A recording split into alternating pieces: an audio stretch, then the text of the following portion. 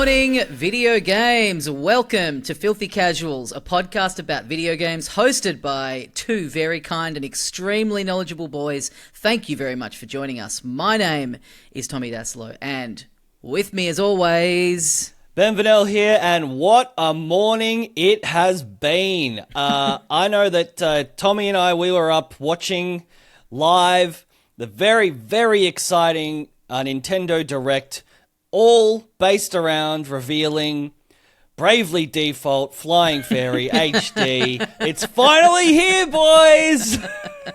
You haven't slept since the reveal, just crafting that line. Yeah, it took me 12 hours. But today we are joined by a very special guest. We are, of course, going to be wrapping up the Switch 2 Direct, and joining us, Andrew Levins. Lev dog. Okay, you seem to have muted yourself, Lev. Excellent. I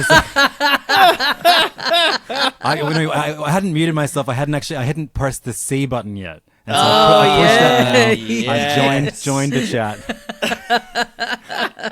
And these are just one of the many amazing things that you can do on the Nintendo Switch 2. That's right. Yes. Oh, yeah, that was also in that Direct. Yeah. What, you forgot about the 20 minutes they spent describing it in great detail? Oh, God, brother. it rocked. It really rocked. They still, even when they're really cooking, they can't help themselves. It's so good. So do we want to go through the whole thing? Like, should we go through it in order, beat by beat? Lev, you got up this morning and just watched it with your kids, right? Yeah, I mean, look, I could also review the Minecraft movie for you instead for the next hour. Would your listeners like that? Give us a quick summary. Yeah. Fucking horrific. as bad as it gets. Wow. Made worse that both my kids loved it. Oh, really? Oh, no. Damn. Yeah. And kept turning to me as they were watching it, asking me if I also loved it. And I kept saying, not really. And then in the car home, I said, they were like, that was so much better than I thought it was going to be. And I said, really? Who is your favorite character? And my daughter said, the girl. And my son said, the boy. So So there you go. an excellent movie. There you go. From Years the of maker parenting down the drain. From the maker of Napoleon Dynamite, he's done it again. There definitely are moments of Jared Hess is that director. Yeah. Who I didn't even realize was the director of Minecraft until you pointed out to me, Tommy, earlier in the week. But there are moments, like, I thought it might be an okay movie about 10 minutes into the movie, because it is just setting up the real world stuff. And that's very, very, like, odd, like, strange character actors and background extras and, like, pretty good jokes. And then it just, as all the Minecraft stuff is just so god awful. And my son, who is an avid Minecraft enjoyer, just continually like turning over to me, like in the same way that I'll be like, oh, that's this character. When my wife sits down with me to watch an MCU movie, he would tell me, you can't actually build that. No, you can't build that. You can't build that in the game, Dad. But he still liked it in spite of how, like, you know, unfaithful I guess it was? I prepared them for, like, I was like, get ready for an all-time stinker, guys. Like, this is going to be like a 2 out of 10 at best. And it was for me, but not for them. Damn, well, bad news for parents everywhere. You're going to be forced to go and see the Minecraft movie.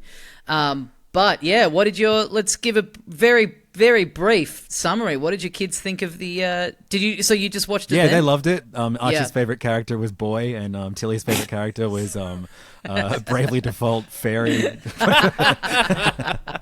Tilly loved the bit where it's Peach and Daisy and Rosalina taking a little photo together on their little free roam trip. Tilly loved the 15-minute explanation of what the C button does. Nice. And the 17 different times they brought up the mouse capability of the Joy-Con. Which I'm actually stoked for. That does look cool as hell. But I love, like, you know, it wouldn't be a Nintendo Direct without a bunch of baffling decisions, pacing decisions, announcements in places that they shouldn't be. Yeah. Things, you know, spending 5 seconds of the direct confirming that Hollow Knight Silk Song is coming out in 2025. Crazy. Yeah. Even just like, I loved kicking it off with Mario Kart World, like the intro of that and the setup of that trailer and everything. And then going at the end of that trailer and it's going to launch on the same day as the Nintendo Switch 2. And it's like, just put the date in there, like being like, no, we can't possibly reveal the date before the point at the 20-minute mark where we put the date in. It's just confounding, such confusing messaging. But yeah, overall, Mario Kart World looks unreal. Oh my god, it looks so good. It felt like the kind of game. I love that we seem to get so much of this type of stuff now. It felt like the kind of game that you would dream up when you were 13, where you would go imagine a Mario Kart game where you just you can drive anywhere and it's the whole world and because the very beginning of the trailer, I loved that it kind of followed on from that little glimpse that we saw in the initial reveal. It was the same setting, the desert, that kind of same backdrop, and then the start of the trailer. I got to be honest, I for a moment I kind of was it did look like a bit more of the same. Was still thinking, oh, well, this will be super fun, but it did just look like, oh, they've just done a Mario Kart 9, okay, and then the pan out to that world map, and I mean, it felt like they showed us and told us a lot about it, but then there's a whole other direct for it in 2 weeks time, which is sick. It feels like maybe they've only scratched the surface, and they did show us a lot of it. And I love that they announced the when they eventually announced the date for the Nintendo Switch 2. It is it the 6th of June? Is that it? 5th of June? Yeah, 5th or 6th. I think 5th. It is the 5th. Yeah. And that there's less time between now and that date than there was between that first Switch reveal teaser that you last had me on. And the Switch Direct that we saw today. Yeah, right. We can do this, boys. Well, and then, not to jump ahead, but then the gap between that coming out and then the Donkey Kong Bananza, that's a month and a week. That's it felt like, the launch of the Switch 1, we had Breath of the Wild, which was a cross-gen game. Then 3 months after that, we got Mario Kart 8 ported over, and then it wasn't until, October that we got Odyssey? It was so spaced out. So, to see them really cooking in the first little window is, pretty exciting. But, I just rewatched the Mario Kart World trailer, and there's so much in there to pick apart. You've got little costumes, all of the different karts look exciting. Which you seem to be able to put on by eating a burger. Yeah. They Right, seem sure. to be little power-ups that do different stuff for you, and you can race as one of the cows from Moo Moo Farm on the Nintendo You can race 64. as literally anything from the Mario series. I saw if people are zooming in on screenshots, and those little bone fish that are in the water levels that chase after you. You can race as one of them. You can race as a dolphin from Mario Galaxy. You can race that's as sick. those weird ducks from Mario Sunshine. I don't know if they're just going to be background races or you can actually play as them, but they seem to be going for broke with all the customization. I really love when they've had good unlockable characters and carts and stuff in these games, and so thinking about the scope of what they'll have in this one, if it is at a basically open world, and the environment's changing with different times of the day and different weather conditions. I just, skimming back through it, then there's a track that you can see a bunch of the racers driving up to basically what looks like the big structure from the original Donkey Kong, a big sort of tower of girders. And I love when they fold that kind of stuff in. I always felt it was, sometimes with the Mario Kart games, they come out simultaneous to a new 3D Mario platformer, and there'll be lots of shit in that you're like, oh, that would make such a cool track. I always wanted them to put in a bunch of Odyssey stuff into Mario Kart 8, and so this does seem, it is a bit of a shame when it's just, a lot of the DLC tracks have just been here's Bangkok. It's so much cooler when it is, they've got so much great stuff to draw from. It's You're it's just so much jealous because they nicer didn't when make a Melbourne one.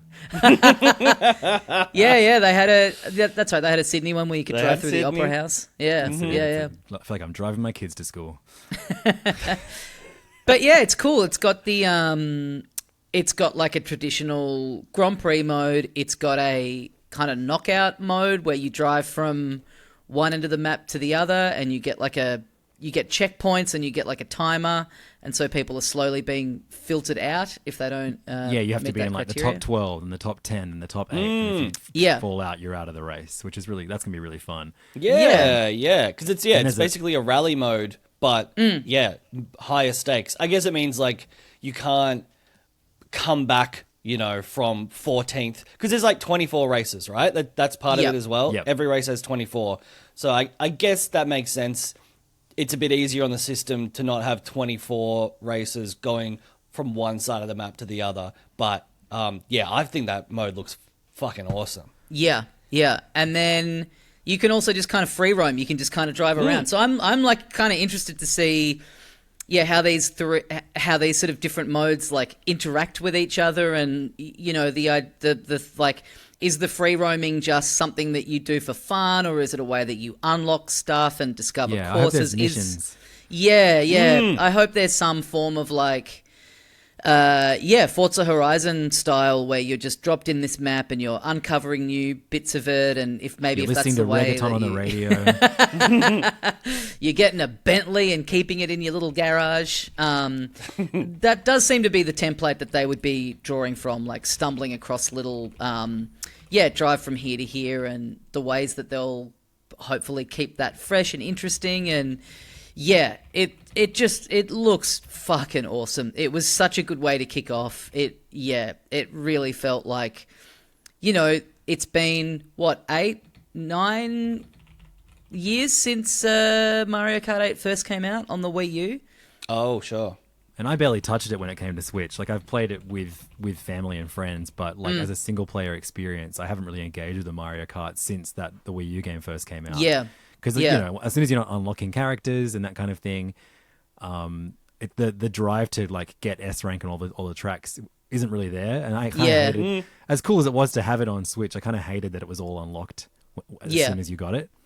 Yeah, that did feel like a bit of a concession for people who, like, well, you've played this before, you've unlocked it all already. Like, yeah, you're totally right. But like to see kind of that amount of time elapse between these two, and then see this one, and it's like, yeah, it really does feel like, oh, you've really been working on this for that entire time. Like, you can really, it's not just we'll launch it with a new Mario Kart. Like the actual like rethinking of it, like really coming out of the gates with something. Yeah, really impressive, and it not being numbered. It's funny, I was thinking about how like Mario Kart World and Donkey Kong Bananza, they both seem like the types of games that are like always on those like fake leak lists, It'll be like, oh, it's Mario Kart and you can drive anywhere, and then there's a 3D Donkey Kong. It's always like stuff that sort of is like kind of too good to be true, and then it's like Mario Galaxy 3, but you can play as Wario. So yeah, that was the beginning that kicked us off before any like hardware announcement or anything like that. That's our launch title. That's our launch title. Perfect, That's our day perfect one. launch title. Like, honestly, absolutely. doesn't get better than that. So smart. Literally everyone in the world likes Mario Kart. It's just a no-brainer. And then we had our three pimps show up to. I'm instantly obsessed with these guys. Yeah. I tell you what, outfit choices. Anytime you see someone from the company on screen, you just know they are going to be serving cunt. They always look. they always look so good. That's what the C button's actually for. Yeah, I'd love to. I should actually get these both up. I'd love to see the comparison of time spent on Mario Kart World and the functionality of the C button. I feel like it was at least as long as the Mario Kart bit, if not longer. And they kept going back to it too. I feel like they also repeated themselves so many times during that bit. Yeah, and their thing that they do where they'll like show the trailer with like kind of edited stylistically, and then they just kind of play it again with a guy talking over the top of it, explaining What did what's you in think? it. That drives me insane, especially when you're getting into like, minute 55 of an hour-long presentation, and you're like, come on. It drives me insane, but I never want them to not do it. I think it's so quintessential to these presentations. I think with something like this too, like it is one of those ones that is going out to such a broad audience. Like this is the thing of them really convincing people that it's worth upgrading. And I got to say, like the C button stuff, it's stuff that has been in other places for such a long time, but it is cool to see them finally, get around online and voice chat in a, Particularly Nintendo way. Yeah, but very elegant, very smooth. Like, you don't... Because, like, I've never really loved that sort of implementation, even on, like, the PS5, which also, tried to do it pretty cleanly. Like, usually it's setting up a Discord chat or something like that. And, this was just... It was cool. I don't love, however, the real emphasis they put on the camera. The iToy, it's back. Yeah, the iToy's back. Yeah. The Nintendo Connect, you called it in our chat last night, Tommy. It's, The Game Boy I don't camera. know. It does feel like one of those things that, in terms of looking at it in a trailer, you go, that's cool. Like the thing of, you pop up in Super Mario Party. That's neat. But, I mean, how often will you really use it? And... having like Mario Party to show the implementation of it is like a perfect use case. Almost perfect. Because the moment they release a Wario game that uses it, I'm like, oh yeah, I'm sold. I want this. True. Yeah. Yeah, it's a neat idea in theory, but it does feel like one of those things that'll be forgotten pretty quickly, I have to imagine. But the voice chat stuff, the like being able to sort of link up and see other people's screens and being able to chat while you're all playing different games it's cool. Like I think it's a neat little feature, especially for people who are maybe a bit younger and I don't know. My kids saw that announcement and it immediately said, "Oh, we can play this with their two best friends." Right. So I thought that was whose cool. dad has told me he's not going to get the Nintendo Switch 2 because he doesn't think it's worth it. Oh wow! Damn, you got to get in there and do some work. Yeah. Is Archie's now going to be the kid at school going like, "My daddy said your daddy's a fucking idiot." I was talking to Angus from Hey Fam about how funny it is, like thinking about my kids watching these directs and just knowing that I'll get everything. Like, they're not the kids that are like, oh, I hope I get that for Christmas. It's like, I have to now start convincing the parents. Yeah, that's the dream. My daddy rinsed your daddy on a podcast. But yeah, and also they did a real deep dive on the what did we get? The screen resolution. We can hit 120 frames per second in handheld mode. The what else? The internal storage is as default is high. Right? Yeah. It's like I think Steam Deck has kind of painted that. I expect a bit more in that regards, but also it costs a little bit, but it's a pretty easy thing to upgrade. Yeah. I think you generally end up doing that anyway. But it is, moving into this thing of like most people are getting most of their stuff digital has kind of been like the biggest sort of change from in the generation. Micro SD cards are finally nice and cheap. Nothing can go wrong. Oh wait, you need a micro SD express card for the Switch 2 now. Yeah. The other ones don't work. Oh yeah, that's right.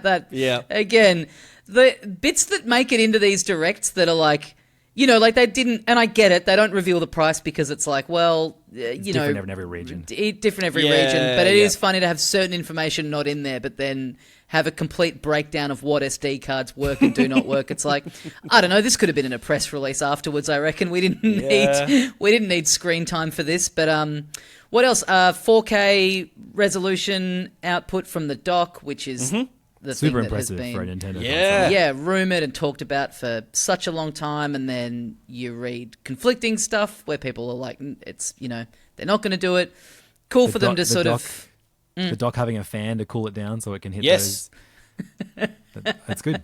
Yep. Yeah. Again, Yeah. I loved I could the. have had another 5 minutes on the fan, to be honest. Yeah, the back of it sort of fading away, and then seeing a 3D render of the fan in action. I actually did love.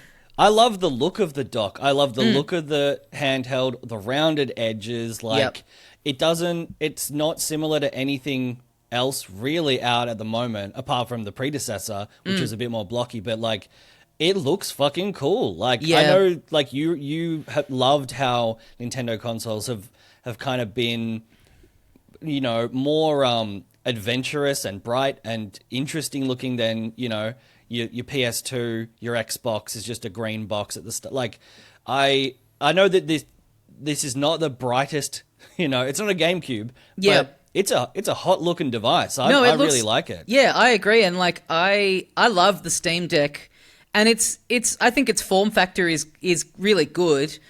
And when I'm playing it, you know, it feels so nice in the hands and everything. But every time I go back to the Switch and just like the sleekness of it, it just I don't know. There's something about it that feels so much more impressive to me than the Steam Deck. I don't know how you feel, Lev, because you're a big you guys Steam Deck just guy. describing the console in such great detail makes me really wish I could just jump into that console, really explore it, maybe as a game. Yeah, so then they announced, I guess this was the next thing. What's this called again? I can't even remember. Oh, Tommy, it's called Nintendo Switch 2 Welcome Tour. Yeah. There you go. Which, now, yeah, this is classic. Oh, by the way, everyone watching, let us know which of us corresponds to each different Nintendo Switch 2 presentation hosts. Oh, yeah. I wish I wore orange. Personally. Yeah. But because he was the guy that got to go into the console, I think. Sure. Right. I want to be that guy. Yeah, so this is like a little, you're walking around inside the console. There's little demos and mini games, and yeah, I thought, this looks cool. I was and like, then what at the a end, great pack-in. Yeah, Yes, and right? they're like, this will be a paid game, which I don't know. To give them the benefit of the doubt, I think this feels the same as Nintendo Land, which was sort of the same I reckon thing. Astro's Playroom for That was PS5, giving me Playroom except vibes, not definitely. fun. Yeah.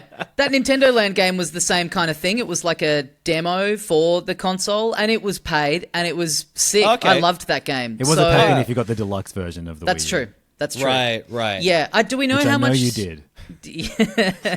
Do we know how much this is? No, but I do. I can tell you that Japan is getting a physical edition of Yeah, it. that's sick. That's Nice. sick. No other region is just Japan. Yeah, it's so sick. I don't know why. I mean, they're gonna sell a fucking ton of these things.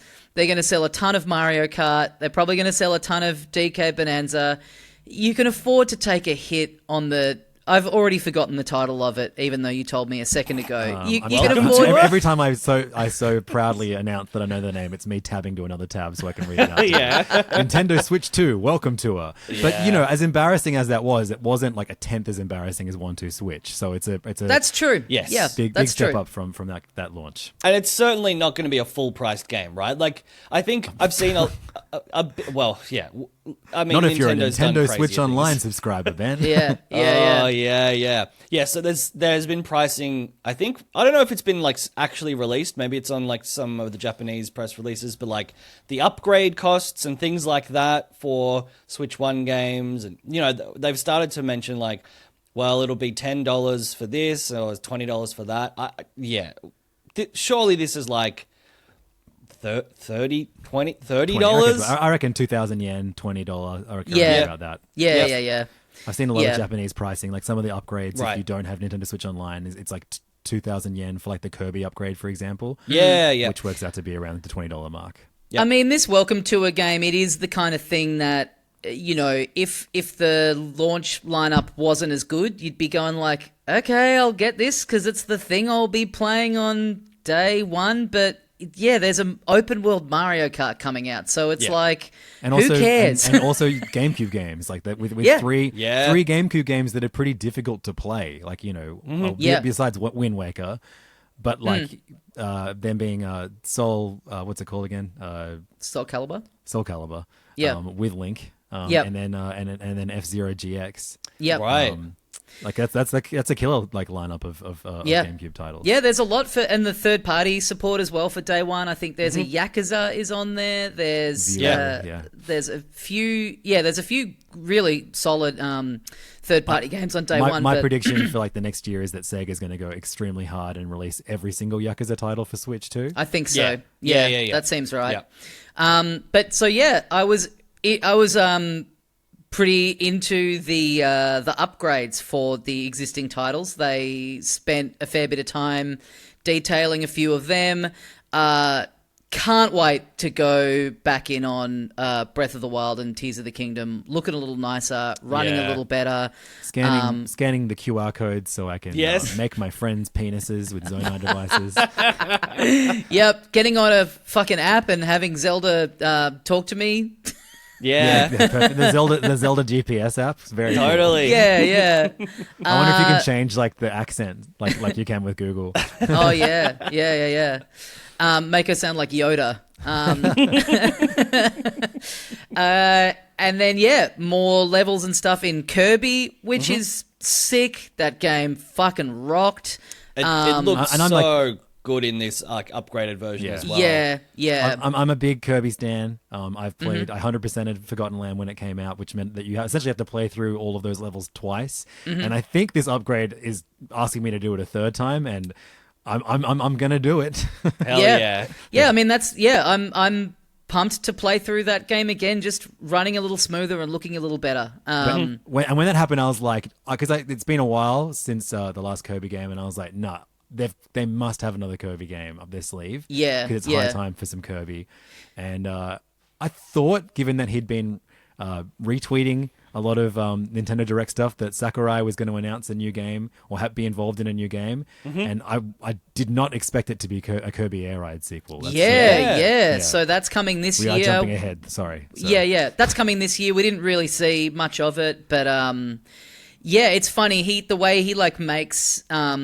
There's such a I don't know what you'd call it, like style that he has for his trailers and his sort of the level of importance he places on revealing his name is involved with right. it. Oh right. Yes. So like the start of that trailer, and it had all the little flourishes that are usually in the Smash trailers. I was like, any fuck. credibility that my kids lost last night from liking the Minecraft movie regained instantly this morning when both of them got that it was a Kirby game within half a second of that trailer starting. Right. Just from the sound effect, they were like, Kirby. I fucking love it, man. I mean, I feel like he nearly killed himself working on Ultimate. Like, he's been so vocal about, like, it was such a draining process and every bit of DLC, and they worked on it for so long. And, he is the guy who created Kirby. Like, I love that, Kirby was, like, the starter in the little single-player mode in Ultimate. He's got, like,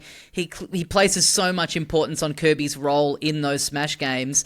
And then just going, I'm going back and making another one of the racing game, especially when we kicked off the whole thing with a trailer for a big open world racing game. Everything goes against this being what it is. But yeah, I mean, I thought for sure it was going to be a Kid Icarus Uprising remake before Kirby, but I'll happily take the Kirby. Yeah, I'm pumped. I mean, I'd happily take like a Meteos remake if we're going like back through Sakurai's back catalogue. Damn.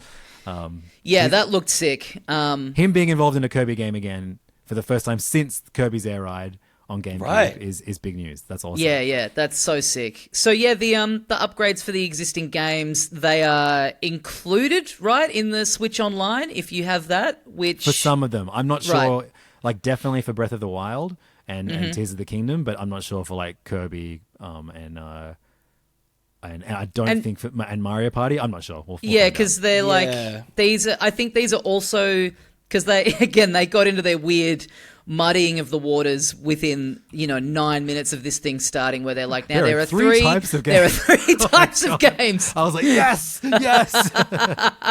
There's Switch 1 games. There's Switch 2 exclusive games, and then there's what are these called? Switch 2 Switch 2 editions. Yeah. So Yeah. I think these will also be sold at full price as physical editions of the games if you never had the base Switch 1 version, but if you do, you'll pay an upgrade cost to get the beefed up version. Have you seen how much red there is on those boxes? Yeah. Too much red. Yeah. IMO. Yeah. I don't know. Don't know about that. And so, we also get Pokemon Legends Z2A Zaza. Yeah. Switch 2 edition. Yep. Metroid Prime 4 Beyond Yes. Switch 2 edition, which is the cross-platform one of this Switch generation, this console generation. What else do we get? Yeah, and I've seen, I guess, like you, Lev, speculation that it's going to be maybe $10 to $15 American, 20-ish Australian for the upgrade pack. So Yeah. and then there's something that wasn't really highlighted in the direct at all, for good reason.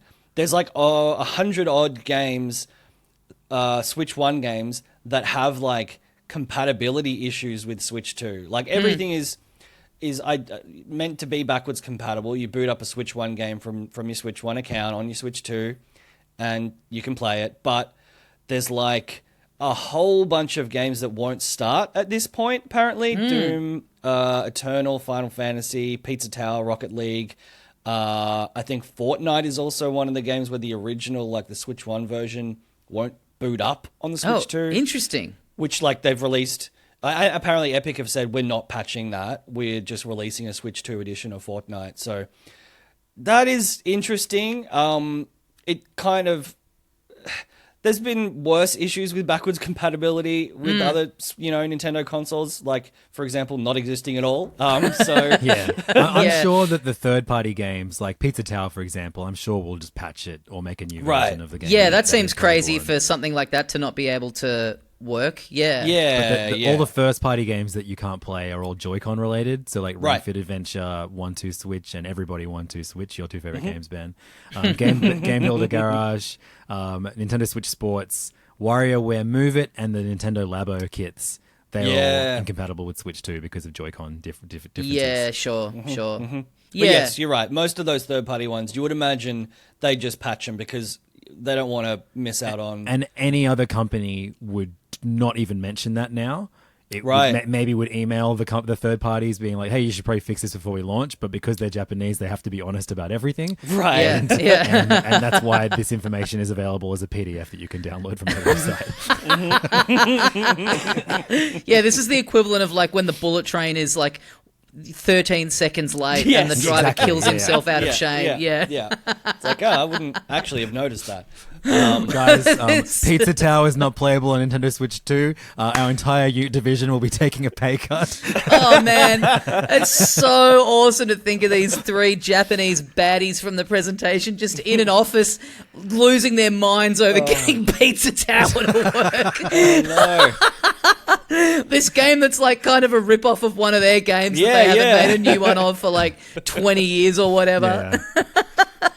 Tell me Meadow-san will be working on Christmas Day this year to rectify this issue. Come on, I got to get out of the office and take my kids to the Minecraft movie, please, sir. My son's favorite character is Boy. Yeah.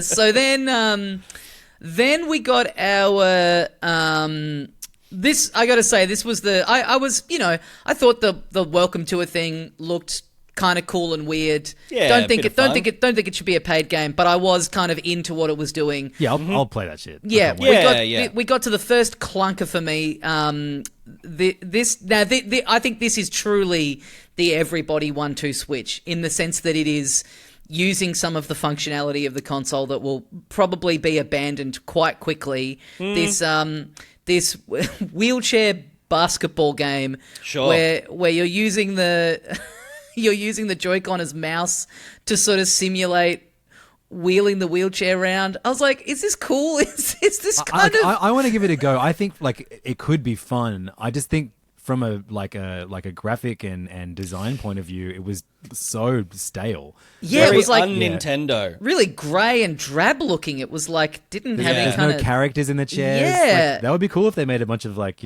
differently abled like Nintendo characters. Yeah. To be in this. Like if it had the kind of visual style of like ARMS, where it was like very bright, like new, some sort of new IP, but or if they used the ARMS characters and something horrible's happened. Yeah. In the ARMS universe, Yeah. and now they're all confined to wheelchairs. Yeah. That would be cool. And then they can explain what happened in the ARMS universe to put them all in wheelchairs via a Muso game. Exactly. Yeah, exactly. ARMS Warriors. Yes. Yeah. This was sort of the the next, I guess, big.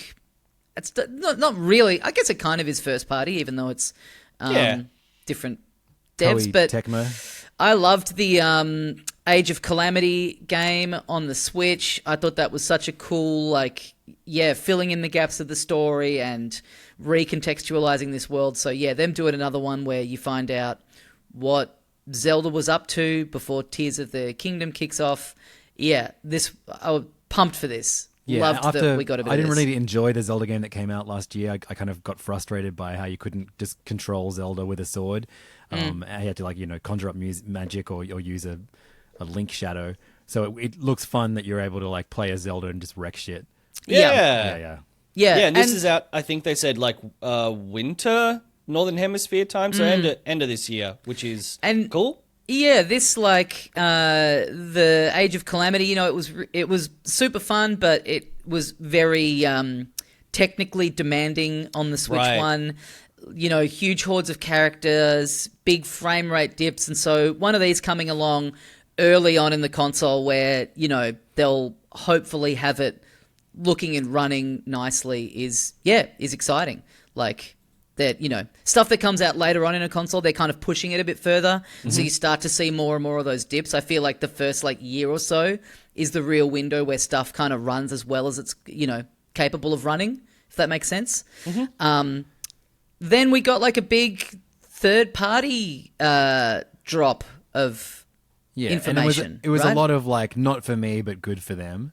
Yeah. I either have the games already on more powerful consoles or I've played through them already and don't really need to again. But it's cool that the Switch 2 is able to play a game like Elden Ring. 100%.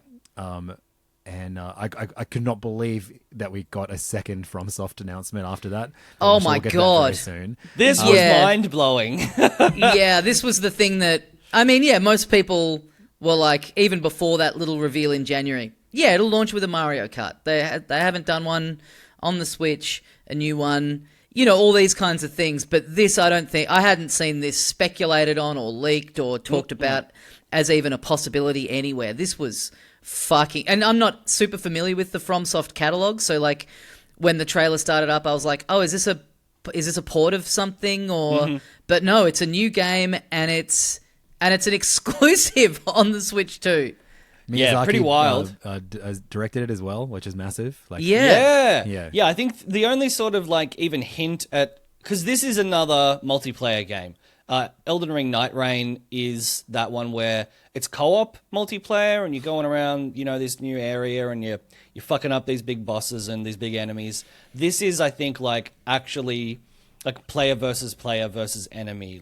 It's an eight player multiplayer, which I'm way less interested in, to be honest. Night Rain in itself, I was a bit well, I'll see what it's like. This, again, a Miyazaki directed game is worth a look, but I don't know. I'm probably gonna wait and see how this pans out. But yeah, like you said, a fucking 2 FromSoft games available on Switch 2. Which this the what's it called? The Dusk Bloods is out next year. Yep. It's pretty fucking sick and an exclusive for Nintendo. It's gonna make a lot of people unhappy. I've seen a lot of people being like, "Oh, this is so lame. Why isn't it on a Sony exclusive or on a hoping it's gonna come to just PC a timed exclusive, but yeah.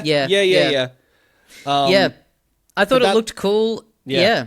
It's what I expected. I thought as you say, Lev, a lot of these announcements of third party stuff was played it already or just not that interested. But that really felt like the chunk where it was, again, this is for the broader audience of being like, hey, go in day one, all this stuff is coming. And even thinking about the Switch 1 announcement and how long it took for them to get third-party support on the Switch 1, only after it was kind of popular. Right. It's cool to sort of live in a world where that's turned, where it's like they are able to come out of the gates before it's even out and go, this is on it. This is like Cyberpunk, Elden Ring, like launching with all these games. Yeah. Street Fighter 6, Split Fiction, which could well be Game of the Year this year, like Hitman and the new James Bond game that's not even out yet. That's right, Project 007. Yeah. But yeah, also doing, like 2K, Madden, EAFC, like, and then the other thing that, we sort of hinted at before, Hollow Knight Silksong getting revealed. Yeah. And coming this year, 2025. Yeah. That Xbox said it was coming out last year in one of their specials, so I feel like the Team Cherry team don't really care what the publishers say. That was so weird. That being in just like basically a montage of like, here's everything was bizarre. Yeah. I kind of thought, I guess at some point they have shown more of this off and said that it's kind of like, you know what I mean? I felt like, I guess I must have missed that. This but then, can't be like the big reveal. Yeah, checking the Discords and people being like, what the fuck? They showed that their first look. I can't remember what that premiered in, but the Team Cherry did do like an extended look at what the game was like 5-6 years ago now. Yeah. And then everyone's just been like chomping at the bit for more information since then. Yeah. Mm-hmm. But yeah, I mean, when you think also about how there's, so many people who Switch is their only console, and if you're that person and you're thinking, is it worth upgrading to this? And yeah, not just the first party support, but being able to play Final Fantasy Remake is sick. Being able to play those Hitman games is sick. Like, yeah, thinking about people that I know that never got a PlayStation 4 or 5 and like these being able to like recommend like, dude, you got to get the Hitman games. They're so much fun. Like you'll have a great time with them. And it's a new console that your fiance can play Hogwarts Legacy on. Yeah. I haven't gotten to debrief that with her yet because now that is interesting because I don't think that they are going to be able to do the upgrade thing for the version of it that exists on the Switch 1 because it's designed in such a way that like my friend got it on the Switch and it's not like a seamless open world. So like you get to the edge of one bit and then it has to load in like going to the grounds outside of the school. So it does seem like they've had to build it in a way where it's not just like you can patch it and make it run a little better. It seems like they sort of had to completely rebuild it. So I suspect that maybe this upgraded version will be its own thing. I don't know. Yeah, I think so. I think was presented as like a Switch 2 version, right? Like it was, you're just gonna have to buy this as its own game. Yeah. Which is weird in the same week that they announced that they were working on DLC for it and they scrapped it. Yeah. Which I don't know if that means that they maybe have decided to turn those ideas into a sequel instead, but I think that's what they're doing, or at the very least, they're just doing a sequel. Because I read a yarn on that this morning where it was like whatever the new leadership there has, they closed a bunch of teams, they cancelled that Wonder Woman game, like they took a bunch of stuff off the slate, and I think they've been quoted as saying they want to focus on the Harry Potter series, so rather than put out a bit of DLC that I think they were saying was like maybe not sort of long or in depth enough to warrant actually being paid DLC. They're just going to pivot to making Legacy 2, which hey, that's sick. Yeah. What else was? I'm trying to think. What else was? Was there anything else super significant in the third party stuff? I mean, Borderlands 4 is there. That guy showing up to drop Borderlands 4 on us. Jesus Christ. I mean, having the Final Fantasy remake on there is like thinking about that when that came out, and the concept of that running on a Switch is nuts. Like, Hades 2. I don't know if we mentioned that because initially it was like, what were the first 3 bangers? It was Elden Ring, Hades 2, and Street Fighter 6, and I was like, oh, great. They've got 3 good third-party titles. Yeah. And I thought that would kind of be it, potentially, and then there's literally, 15 more at least. But having Hades 2, which again, previous one, Game of the Year, everyone loved it, is a great game. And if you compare this chunk to when they did something similar for the Wii U announcement, it was 5 titles. I remember one of them was Arkham City, but every one of them was and with the Wii U, you'll be able to use the tablet to... Right. And it's all the developers had to put in some nonsense that Some you use bullshit. the tablet for, whereas now it's a couple of them mentioned the mouse support, but beyond that, there wasn't really any gimmick added to the game. Yeah. It was funny how, they're Cyberpunk can run on it, Final Fantasy can run on it, and you're like, yeah, cool, this is sick. But then showing off things like Hades 2, it's I don't think there was any doubt that, you know what I mean? When they're just showing these little indies that are and these pixel art games, it's I think that's there because the bulk of people either played Hades on PC or Switch was the main console that everyone played it on. So locking themselves to that is a good friendly reminder for people, true. I guess. Yeah. True. Yeah.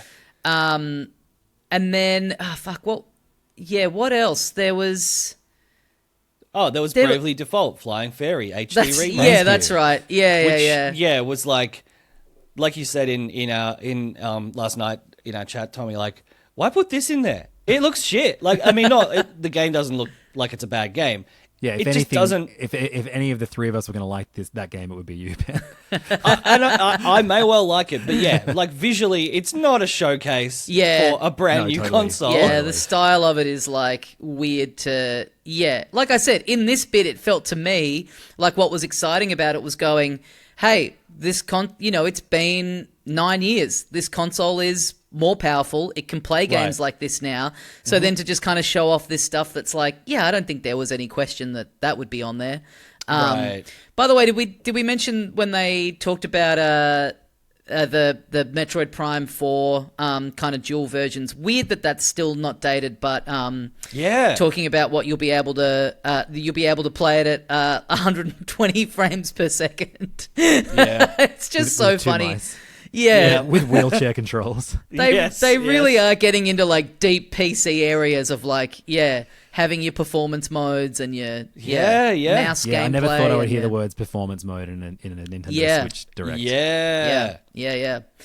And we talk about Donkey Kong yet? Come on. Let's talk about Donkey Kong. That was the big one more thing, right? Yeah, so there is one other thing which we did touch on, but Kirby Air Riders. I've never played the first one. I did it was Forgotten Land. I always want to call it Forgotten World, but Forgotten Land was cool, and I'm keen to play that again with that extra stuff. But what was the first one of these? So it came out on the GameCube, and like most GameCube games, it's severely underplayed, but has a cult following. It's a racing game where you only use one button. So obviously you're turning left and right with the joystick, but then you only use that big gigantic A button on the GameCube controller to boost, to grind. You just kind of hold it down throughout the game, and it's easy to pick up but hard to master. Okay. And so there are races, but the thing that everyone loves from that is a mode called City Trial Mode, which was a multiplayer mode where you're basically scrambling across the map, trying to collect different things and do tricks to get extra points and get upgrades to... Basically, it's like you're in Smash, how there's this gigantic gun that you collect pieces for that you can then use again. Yes. Yeah, that came from Kirby Air Ride. So when you're basically collecting ship parts to upgrade your ship and then destroy everyone else. Yeah, cool. Okay. All right. Yeah. I'm into this. Yeah. I mean, like I said, funny to have one of the big reveals be another racing game, but pumped for this. So different to Mario Kart. Right. Yeah. In the way it plays and in like all of the side modes and everything like that. I think it's going to be one of the ones that like a lot of people won't understand because they'll only play the first race and it will seem either too easy or like they won't really get it. But the depth will show up the more you play of it. Yeah, and we should say too, the GameCube games on the Switch Online are on there day one, and they're also releasing a wireless GameCube controller, which looks sick. And that kind of has a C button. Yeah, you better believe Yeah. it. So does the new Pro controller, which also has back buttons. Pretty Yep. good. Yep. Yes. And yeah, They're all C buttons. 3 C buttons. Yeah, the GameCube games being on at day one, and a GameCube controller coming out, and a new version of a game that was on the GameCube, I think is very apt because there's a lot of stuff. They're really cooking in a way that I think they did with the GameCube era. Like I love it when they get weird. Like like Luigi's Mansion is like this weird pivot, and Mario Sunshine is like such a weird direction as a follow-up to Very odd that 64. they didn't have Luigi's Mansion as a launch game for the GameCube on the Switch too, given that it was the launch game for the GameCube. Yeah. If I was in charge, things would be a little different. If I was in charge, we'd be getting Luigi's Mansion day one. I was going more for a Mark Wahlberg not being on the 9/11 flight. What of this Luigi's Mansion series has been remastered already? Because they remade the first one for 3DS, but it's not on Switch, and they remade the second one for Switch. Right, and then the third was Switch exclusive, yeah. Was a Switch exclusive. Yeah. I mean, that is the strange thing that you're getting Wind Waker on the GameCube online, great, but there is a version of it on this that's HD version that that's the Wii U version I where don't it's want got to play the GameCube version when I know I have a better version. when I'll they've just got plug my Wii U these back in. Yeah, when they've got these versions that have a bit of quality of life stuff in them, it's kind of strange. But the point of bringing up all the GameCube stuff is that Donkey Kong Bananza it really feels like a kind of, and I mean this in a good way, a GameCube game. You know what I mean? It feels like how there's like a 3D Wario on there. Yeah, like it feels like the sort of totally thing from similar that to era Wario World, where you'd go like, yeah, they never made another one of these, and it's really cool. Like this was just such a, we get to the end of the presentation and it just seemed like a lock that we'd be seeing a 3D Mario, right? And for this direct to not have any mention of a new 3D Mario game and that not really even be a disappointment, you know what I mean? I think they knew that we expected one at the end, and then in play, like putting this in place of where we expected the Mario to be, I think was smart because it looks like the same level of polish that you'd get from a Mario Odyssey, right? I feel like they're taking a lot of cues from Tears of the Kingdom too. The way like he's like pummeling through the ground, and there's like an underground section and all that kind of stuff. Like I don't think you get this game without them fucking around with that kind of development. This in Zelda. looks unreal, and thinking about was talked about so much at the time, but the like subtle redesign of him in that 8-second Mario Kart trailer we got in January. I don't know if I would describe it as subtle. I love it, but it does look like they just kind of took to him with a hammer. Well, it's just kind of like, it's just the raising up of the brow, because he's so that expressive. old design, you couldn't, that's the problem with it, is that he really could only ever look kind of angry, and now he's like, I mean, there's real like Looney Tunes flourishes in this, where he's like, the end of the trailer is his eyes bugging out of his head and a big banana crushing him, and I feel like it was Smash Brothers that really got us to this point. Like I feel like all of the anything related to DK and Smash, they always had his eyes bugging out of his head, and like, and all of his like I feel like even his animations in the game are a lot more like exaggerated. Than he is in his own games. He's wearing overalls, and this is like, you can fuck around with pretty much the entire environment, is sort of how they're pitching it. You can smash the ground and get a big chunk of it, and now you've got a weapon. Like that's really cool. Yeah, he's digging around. There's a fucking really cool looking bit where it sort of pivots into a side-scrolling sort of recreation of one of the levels in Donkey Kong Country. There's little cues in there from those games, like there's the exploding barrels and there's the bananas, obviously.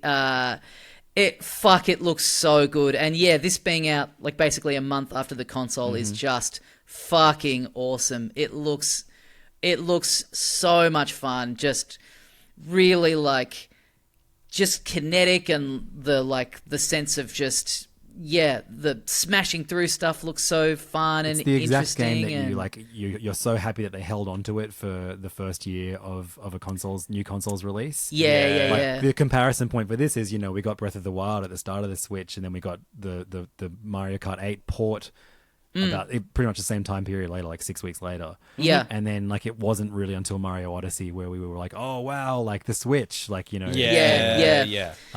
This feels great. Yeah. Although I will say, after that amazing trailer where I'm like, how good is this? My daughter goes, so what do you do? And I'm like, what do you mean, what do you do? What You're a don't chimp. you do? You run around as a big ape. Yeah, my favorite character was Ape. Yeah. Yeah. I just think also, like, the not playing it safe they're kind of playing it safe with launching with Mario Kart, but even with that, they've mixed it up so much that it's fresh and interesting. And then, it not just being like Odyssey 2, it being this weird. I'm sure you feel the same, Lev. I want to know who's making this because it's got to be the same team. It looks so similar to the Odyssey team. Yeah, but that's crazy to me. Like, surely they'd be working on a new Mario. That same team, the whole reason they got to this point was they started with DK Jungle Beat. Yeah. And that led to them making the Galaxy games and then the Odyssey games, and now I feel like they're just going back to the donkey. Yeah, and then because Bowser's Fury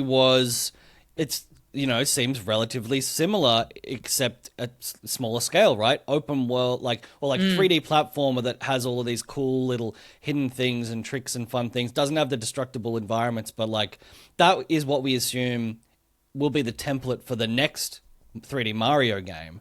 So, would they have been able to pump out a DK game that's like it has more enclosed levels that are still 3D I don't know. I wonder what the format of this is. is. If it's like a Mario 3D World style, pretty enclosed little levels, or whether it's like a Odyssey style, like these kind of 8 big areas. They didn't really say any of that, but God, I could not have been more into this. This is just them. This and Mario Kart are just them cooking at a level that just absolutely gets me off, and I feel like you go through waves where they play it a bit more safe, and to see them just really confidently hitting it in this first couple of months of the console is really exciting.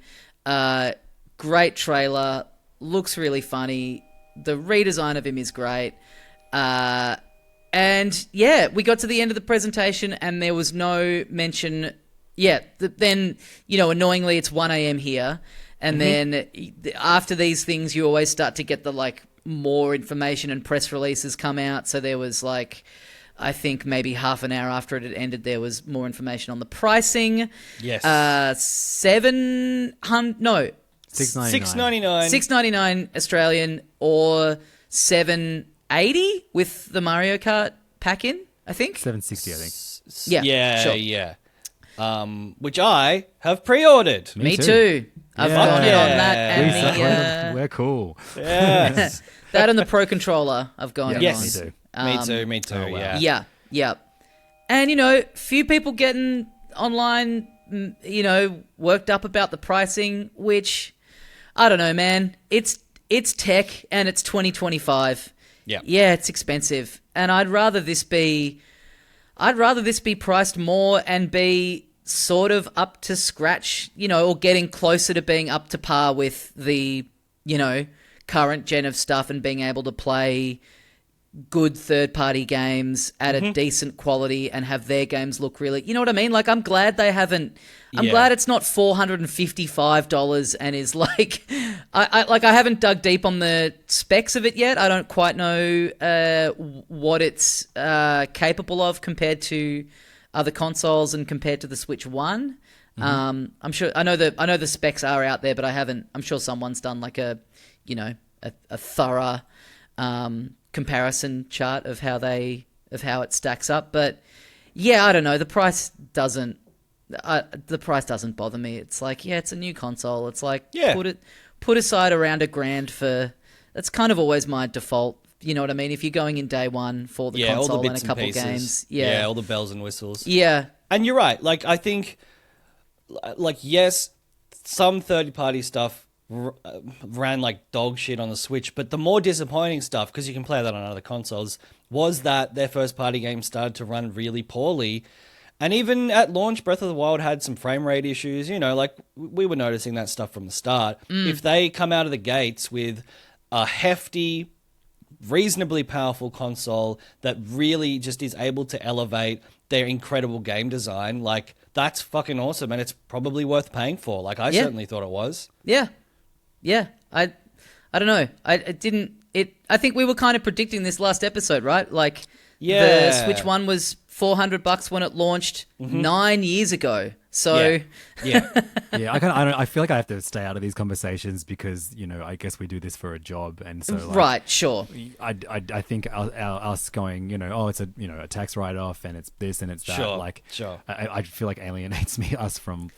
No, I get it. Listeners. I get it, and I think it's just, I don't know. I know that when people have those complaints, it's because they're thinking, well, this is tough for me to afford, and thinking about things that they'd have to sacrifice or not being able to go in day one. Sure. So I get it, but I do think that I don't like. This is the reality of these things. It's when people get weird about it, sort of somehow being this like, it's unfair in the sense that like they are doing it to rip you off in some way. It's like. Yeah, things are really expensive now. That's how it goes, and it's a shame. It would be great for everyone to be able to access everything all the time, but I guess we've talked about this before, and it's something that I haven't been as aware of because I've not really been a Nintendo guy as heavily as you guys, but it was always, I think, trying to position itself as the affordable family option. Yeah. As opposed to, you know, your hardcore gamer who will drop $800 on a PS5. And Christmas is still a fair while away, and that may be the one thing that, you know, a family is able to get. And it is expensive, but I guess it's also, in a sense, a toy, and you know, you don't need it to live. And it just sucks that inflation's fucked and the world is going to hell. So right. That said, I thought it could have been a lot worse. I don't think it's out of the question that Nintendo released a console 6 years after the PS5 came out that's the same price as the PS5. So, Right. I mean, you saying they've always tried to position themselves as the more, the cheaper of all of the options. And this still is that. This still is cheaper than a PlayStation and an Xbox. So Donkey Kong and Mario Kart are both above the $100 mark, which is pretty hectic to see as a recommended retail price. Yes. That's crazy. But I guess, you know, if there is that bundle that comes with Mario Kart for people, and that's like you get it for half the price of the game, which is pretty good. Yeah. And hopefully there are other weird deals that people can look out for. Yeah. I still, because the new release PS5 games are like $119, $125, and I'm always able to find like a physical release, you know, that's like $90 or like that is still possible. There is a heavy lean towards digital purchasing, especially with this launch of this console, but thank God for JB Hi-Fi. That's all I'm saying. Who is the person? I'm so interested to see how this sells, and especially how the Mario Kart bundle sells. I reckon that's going to be one of those things where it'll be like Wii Sports was a pack-in, but you know those things where you see the install base of the console versus the software. Like this will get so close to a 1-for-1. I'd love to know the person who's like not going in on the bundle. They're just getting the console and getting the welcome tour on day one, and that's it. That'll do me, boys. Don't even have a Switch One. You're playing a game? I'm in the game, but they're not even. It's not even like they have a Switch One, so they're just excited to play that back library. They're like, nah, that welcome tour. That's sold me on it. I think, like, obviously I'm a huge Nintendo fan, so I get this because I like playing Nintendo games. But I do think that, you know, moving forward, as there aren't as many exclusives as there used to be, especially with PlayStation and especially Xbox. I feel like Nintendo's the only one that really justifies the existence of new consoles moving forward. Like, this last generation was the first time I ever bought an Xbox, the Series S, and I yeah. had a really great first year with it. And I didn't even turn it on last year. It's definitely my favorite looking, the Series S of the last. I think it's a really nice looking console. And I thought Game Pass was awesome for a while, but no one needs all the consoles is the lesson that I learned. Yeah, And I think moving forward, like I'm always going to get the new Nintendo console. I'm fully like in the Steam zone now. I think the Steam Deck, I was gonna say, and my son has a laptop. I've got a PC, and we're now just like kind of all playing games on those now through Steam. Yeah. So Yeah. I'm locked into Steam forever as well. And I wonder if I'm going to feel similarly the way I do about Xbox about PlayStation one day, because I mean, even more of their their games first party that- stuff, they put them on PC eventually, so you do have the option there. And you're right, like Nintendo are the ones who keep their stuff locked in their ecosystem, and they're always really good games. Like, right. yeah, I think the only thing holding me to the PS5 at this point is the fact that I haven't set up my PC to be playable from my couch. Like, genuinely, like, there is a level of comfort and relaxation. And, I do love the DualSense controller. Like, I think that's a really, really good controller. But, otherwise, like, in terms of, like, value for money and... even, I don't have a Steam Deck, but you have now portability with a PC library. Like, I guess similar to Nintendo's first-party stuff, where if Naughty Dog's making Last of Us 3 or an original, IP, like, there are still going to be exclusives that I'll probably want a Sony platform for. But, otherwise, it's Nintendo games and sweet Steam. yeah. I can't believe how like indoctrinated into the Steam ecosystem I am now. I love it. It's so good. Yeah. It's when the it's sales great. are on, I'm just like, this is the best. Like, and like actually like, like I'll spend like an hour a week wish listing stuff, and then when you get the notifications that they're all on sale, it's a good time. Yeah. I mean, it's awesome. I have hundreds of games on there, and just like stuff that I like picked up in a sale for like $4.95 like 15 years ago. It is just, it's so, and that is interesting. When you're talking about sort of interface stuff, game libraries, accounts, like Nintendo does feel really far behind if you've been a PC guy, because it's just so smooth and functional. You can still play games and that you bought on Steam 12 years ago, right? Exactly, Nintendo doesn't have exactly. that. And it's all there. The interface is good. Like, like you say, the sales are all, like, they're just constant. So, but anyway, we're talking about Nintendo. Well, no, it is. I'm fascinated by it, because I think like the biggest thing that the Switch did was convince everyone that handhelds are important again. Yeah. Now we have, like, I think the Steam Deck is excellent. I think there's a little bit of like UI tweaking that they can do to make it as user friendly as a Mac or a Nintendo experience can be. But also, I do like that there is a lot more customization options than the others offer. I've been fucking. I got to review a Lenovo Legion Go S. Oh yeah, which is their console, and then I know Asus have one as well. Yeah. The Lenovo one was like cool because it has Game Pass on it, PC Game Pass, and you can link Steam, you can link Epic, and then there's like a library button that just brings up all the games that you have across all the platforms. Oh, That's cool. Which was really cool, but at its core, it's still just a portable PC. So I would like go to open up the Indiana Jones, and it would be like unable to locate this video file, cannot open the game. I'm like, well, I don't know how to fix this. This is weird. I don't want to get into the weeds even on a proper PC, let alone doing it on a fucking handheld using the on-screen keyboard. Right, exactly. Yeah. It was like hold these two buttons together. I'm like, I can't. It's a touch screen. Yeah. And then there's always the possibility of like bricking this console. That it's like how am I going to get in there and tinker with it? But Yeah. Look, I hope that Steam and Switch are the two that influence each other the most moving forward. Yeah. Because I think they both could learn a lot from each other. Yeah. This all felt like a fever dream in the sense of like after so many years of speculation and rumors and leaks to finally have all of this stuff confirmed, and also the kind of stuff they're doing with it was just Yeah, really good to see. I'm disappointed And- that you guys didn't go as insane as you did when this podcast first started with the Nintendo NX speculation. We kind of did. Yeah, I mean, you're we far had more reasonable adults these days. and we had. I feel disappointing. like we had more information. Like this time, like there were leaks and stuff, and I guess I wasn't as in tune with sort of the ecosystem back then, but like.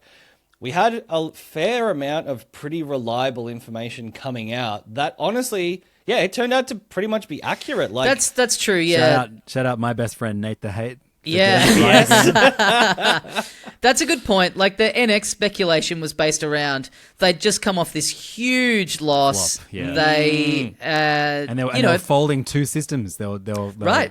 getting rid of the handheld and the console. and so these rumors yeah. of there was no precedent for this, and so the idea of it being a handheld that could plug into the TV seemed bizarre functionally and technologically. That in the lead up to this, like there were leaks or rumors about the like whether it'd be 4K or not, but I feel like everyone's kind of known for years. It's like, well, it's going to be the same thing again. It's gonna be more, yeah, more there's, of the same. there's no way Yeah. that they're going to, have it be like a hardwired home console and not be handheld. Like, there's just no way. And then even specifics, I forget what it was that we kind of called. I think maybe the price, maybe the Donkey Kong game even being something that they would reveal. But like, yeah, just a week ago, we did like our final predictions. And I feel like most of it was pretty spot on. So Yeah. there just wasn't that complete lack of information, which almost could have made it less enjoyable. But like, fuck, the stuff they revealed, like, I don't think we really truly believed we'd get Mario Kart Horizons, and that is what we got. Like, it looks even cooler than what we were sort of predicting, I think. And then, Well, and I thought DK we'd looks get amazing. That seemed like a lock for a day one, but I also thought they could potentially, have that a bit after launch. I thought maybe it'd be that day one, and then maybe like a 3D Mario for the holidays for December. Right. Have like this big gap, and so to have these two games coming out basically side by side.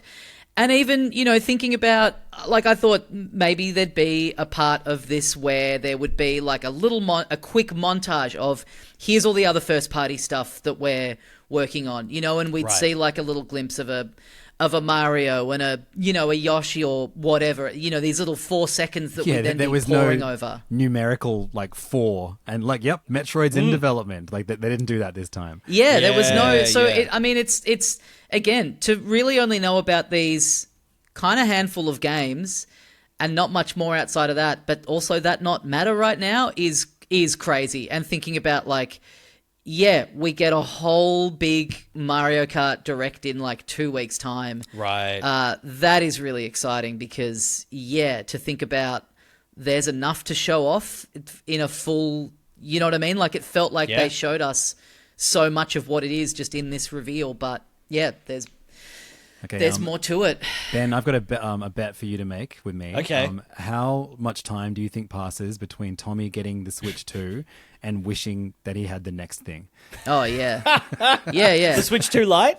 Yeah. Yeah. He's going to take it on a couple of flights. It's going to get a couple of scratches. And It's like, well, I've got to get the one with the even nicer screen. Oh, this was a cool detail in it, honestly, like pretty, again, this is a smart business. If you want to get in on the like, they're trying to fleece me with the cost of it or whatever, the fact that you can play multiplayer stuff with another Switch, but they don't need a copy of the game, right? And it can be an old Switch, I think, if it's a Switch 1 game. Yeah. I think that might maybe some tweaking with like who's on. I think it was with family account only. Yeah, Something like that, seemed to be a bit of a like, hey, don't get rid of your Switch 1 just yet because you actually can have this functionality that perhaps should have been in it from day one to be able to play games with other people in your house without needing... Oh, that's right. They're rolling it out, first of all, for Clubhouse games so you can play it with Which just I haven't stopped playing. I love that game. Yeah, nice. Oh, I'm genuine. I love that game. Yeah, it's sick. It's awesome. Yeah. Bit of backgammon. Yeah. Bit of mahjong. Fuck yeah. Mancala? Mancala, yes. Mancala, yeah. Yep. Well, that's going to do us for this episode. Oh, Yeah. we did it. They shagged us rotten, baby. I think we might have even missed a couple of little details, but we have rinsed it. We missed Really excited Tony for Hawk's this. Pro Skater 3 and 4, and where you can go to Yes. SpongeBob. Oh, Did you notice that's that bit? right. That was Yeah. bizarre. That's right. And, Enter the Gungeon 2 Yeah. is not pixel art anymore. Oh yeah, weird that I thought that Halo thing that was being talked about a lot. I thought that would Oh, be Master Chief Chief Collection? in there. Yeah. That's like the Metroid Prime trilogy remastered rumor. Right. True. Right. Like, True. it makes too much sense, and then it just doesn't ever exist. Well, Damon X Machina. I know you loved that first one. oh We're getting a second yeah, one. yeah, But yeah, like you say, Tommy, like, yeah, they've revealed a couple of first-party games and not much else. But then I'm going to get Metroid Prime 4 for the Switch too. I'm going to get the Kirby Forgotten Land Switch. Like, there are still Yeah. a bunch Yeah, of yeah, games that at launch or close after, you know, we're gonna have like a library of like 5 or 6 Nintendo first-party games. And then a bunch of third-party shit. I never think it's pretty good. played that much of. I played a little bit of Yakuza 0 on Game Pass like years ago, and I was just Right. like, I'm gonna get that day one. I'm gonna fucking play through that on the Switch. Yeah, it'll be so much fun. Great stuff. Thank you for joining us, Lev. Thank you so much. I'm probably going to have exactly the same discussion with Angus on AFAM tonight, so come find me there. Tune in for that, folks. Well, yeah, Although everyone, I guarantee you he's going to spend all of it just talking about the 3 hosts. and nothing else. great. Yeah. Yeah, we made our predictions last week for the Switch 2 Direct. Let's make our predictions now for the Hey Fam Switch 2 Direct episode. Discussion, perfect. Well, yeah, people should check out Hey Fam. Yes. They should download that podcast and blast it out of the JBL. Anything else you want to plug? Come find me on TikTok, Instagram, YouTube at Levins Online. Awesome. Boom.